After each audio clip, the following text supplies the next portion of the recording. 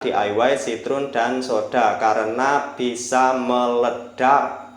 Saya bisa menggunakannya sekali racik itu sampai 1 bulan lebih, karena saya juga tidak menyarankan bagi pemula untuk mengambil tema aquascape yang berat-berat seperti Iwagumi dan Dutch Style.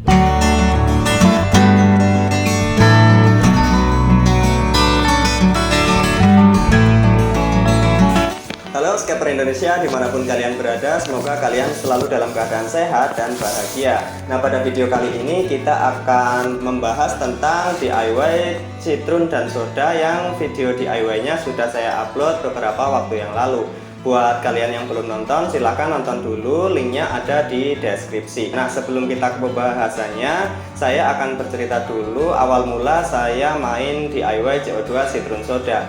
Nah, awalnya saya itu tidak berniat untuk menggunakan DIY Citron dan soda ya, karena beberapa alasan, yaitu banyak di forum-forum Facebook maupun YouTube yang mengatakan bahwa DIY CO2 Citron dan soda itu tekanannya tinggi dan berisiko untuk meledak. Oleh karena itu saya lebih memilih menggunakan DIY ragi dan gula. Namun pada perjalanannya, karena bahan makanan pokok terutama gula itu sekarang cenderung naik harganya, maka saya memutuskan untuk beralih menggunakan Citron dan soda untuk mengejar harga yang lebih murah. Nah, sekarang kita akan bahas kekurangan dan kelebihan dari si DIY CO2 Citron dan soda.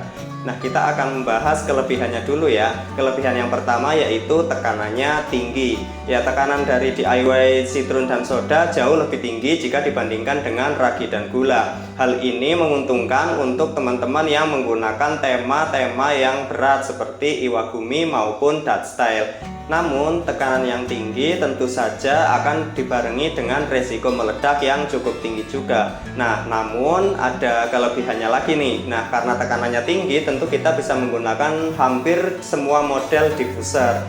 Jadi, jika teman-teman menggunakan DIY CO2 ragi dan gula, tentu ada beberapa diffuser yang tidak bisa digunakan di DIY CO2 ragi dan gula. Namun, dengan menggunakan Citron dan soda, teman-teman lebih leluasa dalam memilih diffuser. Sekarang kelebihan yang kedua. Kelebihan yang kedua yaitu reaksinya spontan. Jadi ketika kita menekan si citron ke dalam soda, reaksinya akan langsung terbentuk dan tekanannya pun akan langsung terbentuk seketika. Namun hati-hati ketika menekan ini ya, karena tekanannya yang tinggi bisa menyebabkan meledak jika teman-teman terlalu banyak memasukkan si citron ke dalam soda. Sekarang kita ke kelebihan yang ketiga. Kelebihan yang ketiga yaitu CO2-nya bisa diatur. Jadi keluaran dari si CO2 Citron dan soda bisa kita atur dengan men-setting di awal pembuatan citron dan sodanya. Jadi ketika kita sudah selesai merakit, lalu kita memasukkan larutan citron dan soda ke dalam masing-masing botol. Di botol citron kita memasukkan air, di situ kita akan masukkan ke dalam botol soda. Nah, pada saat penekanan botol citron ke dalam botol soda, itu teman-teman bisa mengatur nanti keluarannya di diffuser seperti apa. Jadi kalau teman-teman menginginkan keluarannya yang banyak, tinggal ditekan saja beberapa kali sampai di diffuser itu keluarannya cukup banyak. Atau teman-teman menginginkan keluaran yang sedikit, teman-teman bisa atur dengan menekan si citron sodanya secara perlahan-lahan hingga keluar dari diffuser dengan sedikit. Setelah CO2-nya keluar dari diffuser dan sesuai dengan keinginan kita, kita stop dan kita amati sampai benar-benar keluarannya itu stuck di segitu. Lalu keunggulan yang keempat yaitu penggunaannya bisa cukup lama. Nah, ini kembali lagi ke tadi ya, keunggulan yang ketiga, yang mana si DIY CO2 Citron dan soda ini bisa disetting keluarannya, maka penggunaannya pun juga bisa disetting. Jika teman-teman menginginkan penggunaannya yang cukup lama, cukup setel dengan BBS yang sedikit. Sedangkan jika teman-teman menginginkan BBS yang besar, tinggal disesuaikan saja mau sebesar apa. Bahkan saya pernah menggunakan DIY CO2 Citron dan soda ini dengan takaran 50 gram citron dan 50 gram soda. Saya bisa menggunakannya sekali racik itu sampai 1 bulan lebih, bahkan bisa mungkin 1,5 bulan. Nah, luar biasa kan?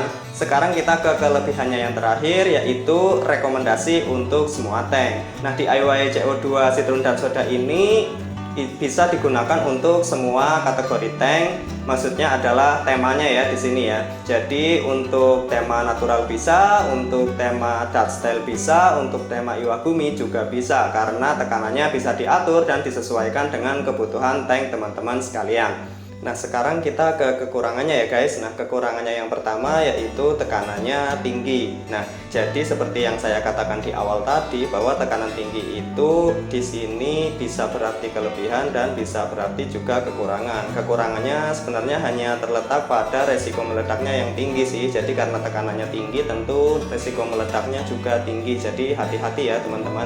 Lalu kekurangan yang kedua yaitu peralatannya gampang rusak. Nah, jadi karena tekanannya tinggi, tentu peralatan yang digunakan akan lebih cepat rusak karena menahan tekanan yang sangat tinggi. Lalu kekurangan yang ketiga yaitu berisiko bocor. Nah, karena tekanannya yang tinggi, lalu peralatannya gampang rusak atau gampang aus dan gampang pecah, maka resiko bocornya juga akan semakin tinggi. Oleh karena itu, dalam pemilihan alatnya teman-teman harus benar-benar hati-hati, dan hati-hati ketika teman-teman akan menyetel si DIY CO2 Citron dan Soda ini ya. Nah, kekurangan yang keempat yaitu biayanya lebih tinggi jika dibandingkan dengan DIY CO2 ragi dan gula. Namun tentu saja ini tergantung dari kapan teman-teman menonton video ini dan di mana tempat teman-teman berada saat ini atau tempat tinggal teman-teman, karena harga dari masing-masing produk tentu akan berbeda setiap daerah, dan tahun pun juga akan mempengaruhi apakah mahal si G-Shot maupun si ragi dan gula. Nah, dari awal saya menggunakan DIY G-Shot ini, saya rasa untuk biayanya sama saja, tidak terlalu jauh.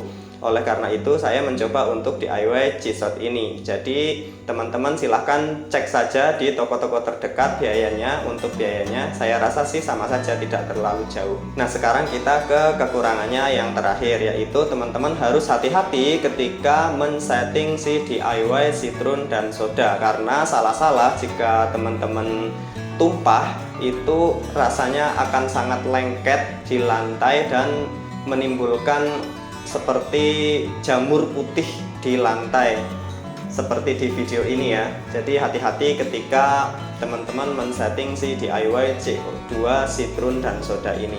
Oke, sekarang kita ke kesimpulannya saja ya langsung.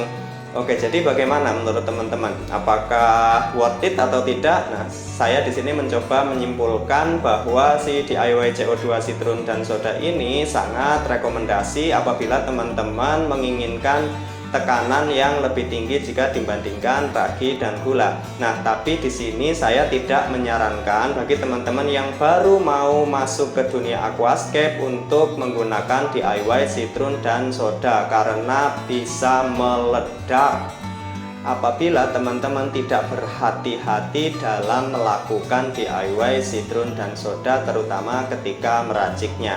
Untuk pemula saya sarankan untuk menggunakan DIY ragi dan gula saja, karena saya juga tidak menyarankan bagi pemula untuk mengambil tema aquascape yang berat-berat seperti Iwagumi dan Dutch style. Cukup dengan memulai dari tema natural, baru nanti jika teman-teman sudah yakin bisa menumbuhkan stem plant ataupun carpet plant, teman-teman bisa naik ke tema-tema yang lain seperti Dutch style dan Iwagumi. Oke, jadi demikian pembahasan kekurangan, kelebihan, dan kesimpulan dari DIY CO2 Citron dan Soda menurut saya, menurut Scapper Plus 62. Apabila teman-teman ada pendapat lain, silahkan tuliskan di kolom deskripsi.